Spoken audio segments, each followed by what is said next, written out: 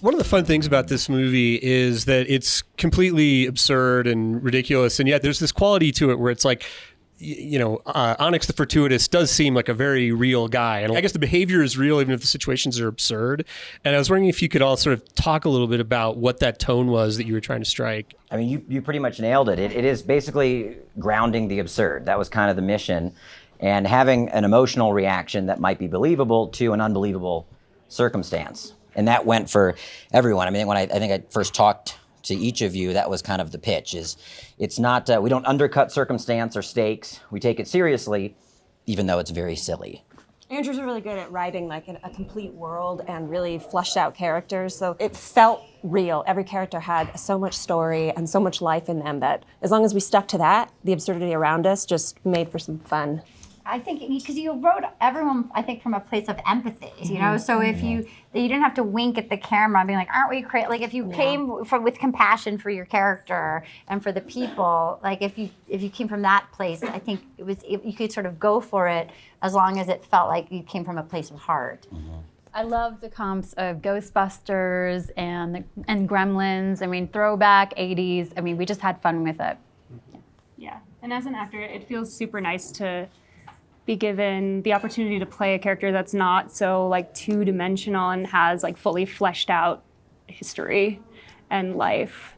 Yeah, I mean, I think you're kind of touching on, I think, what I responded to in the movie, which is that even though it's, in a way, it's very broadly comic, none of you are really playing it for a comedy. I thought that was really interesting. This gal's funny all the time. She can't help it.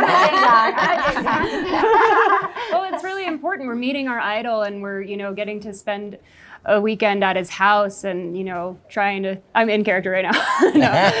Just like, having to be respectful and also just all the twists and turns that come, just dealing with those. I don't think that there's much that needs to be done with the script the way it was. It's already so funny, so. And our looks are so extra. Like you don't have to you just play, the script is so funny. We're like, my wig is this wide, you don't have to do much, but just do what's on screen as you play it like it's a drama, but you don't have to be anything like, I am a ding-dong person in general. I'm a silly person, so Shelley's a little silly. Yeah, and I think it was fun for me as a writer and director to see the different tones and the different comedic, the different comedic tones that were struck between each character, but that were still all in-world. Yeah. Because then Farah is kind of the straight person, but still has a lot of wonderful comedic beats. But just in a different space than Arden. She's a good opposite of Onyx. Yeah. She's so out there, and Farrah's so grounded that it makes for a really good little foil between them. Yeah, without a doubt. Well, I was curious about that chemistry that everyone has. How much of that was sort of, if it could even be planned in the casting, like trying to figure out, how they're all going to fit together, or to a certain degree, is that just luck? Well, we had a wonderful casting director named Dylan Jury who really understood the tone. And so many people came from him, and I trusted him, and he got it. And then I had, phone calls with everyone. I've known Olivia forever, and we've been creative partners, and we made a lot of content together. So I knew how she would vibe, but it really was trusting Dylan and then having conversations with each of you where I could just feel it. You just get it's a gut feeling when you're talking with talent before you start a production like this. And I could just feel that the alchemy would be correct. And then our first scene was a dinner conversation between all of us. And I was nervous because there's always the chance that, your gut could have misled you. Sure. But I felt that night that we were right and Dylan was right in getting all of us together. And everyone plays well with others. Right, exactly. Like this is a whole group of, everybody wanted to be in the sandbox with each other. Not a booger in the bunch. Exactly, all good people. We had the best time. It was so fun. Yeah. It was like summer camp. Yeah.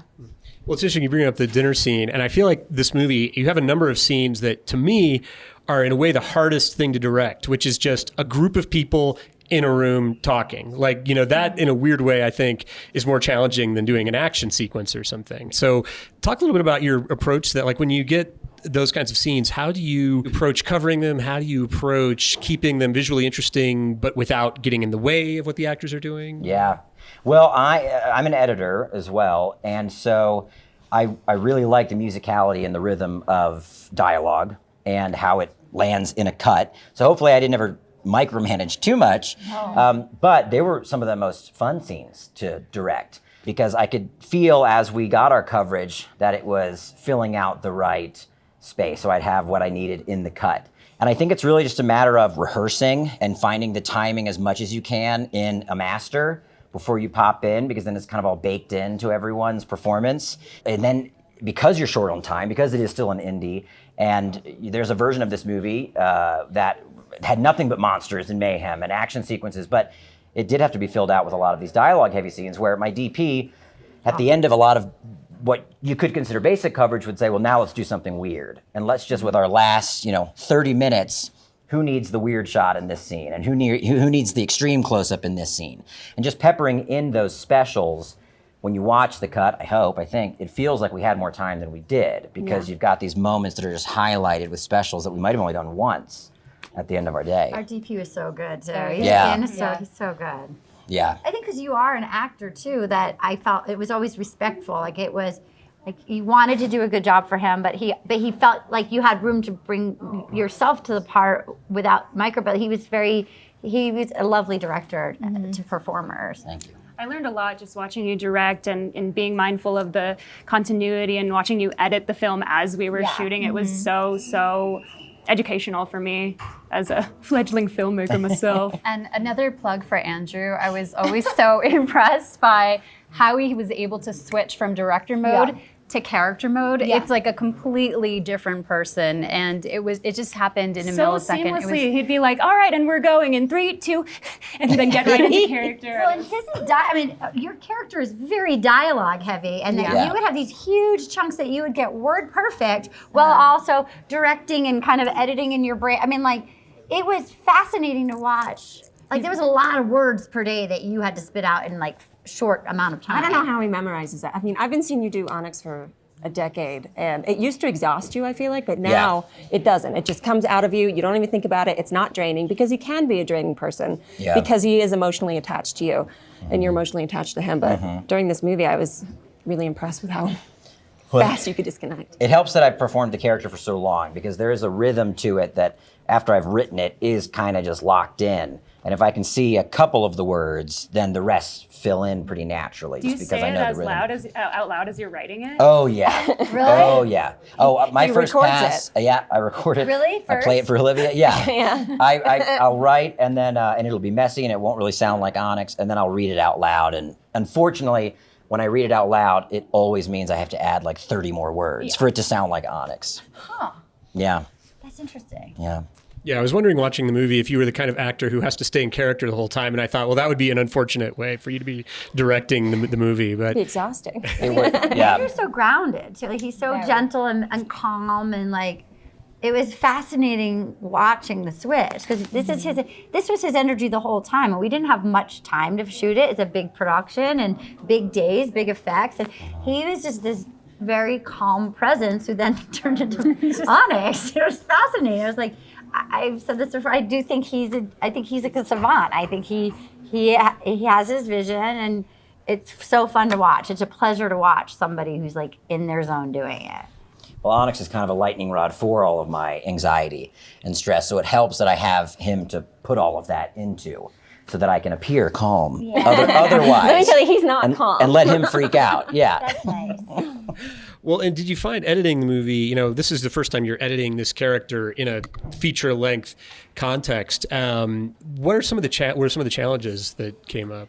I think one of the biggest challenges in editing Onyx is that, and correct me if I'm wrong, I feel like I might tire of him quicker than someone else. I'm so used to him, and I know the bits and I know the gags, and I feel like I know when he's overstayed his welcome, that I might trim something too short, that then if Olivia looked at the cut, she'd say, you lost that bit where he did this. Yeah, he was always the was like, we first don't to want need to it. lose Onyx in the cut. I'm like, what are you doing? It's the Onyx movie. Put it back in. But I'm more interested You're in them. hilarious. Yeah. No. And so that balance of, well, what would an audience want from this comedic figure versus what I might be kind of over, and finding that middle ground. And it helped that Olivia, who's also one of my producers, was there to watch cuts, and then we'd farm out to the rest of our team, and everybody could weigh in and say, well, I liked that bit, well, I liked that bit, and we'd all discuss and see what would make the scene the funniest.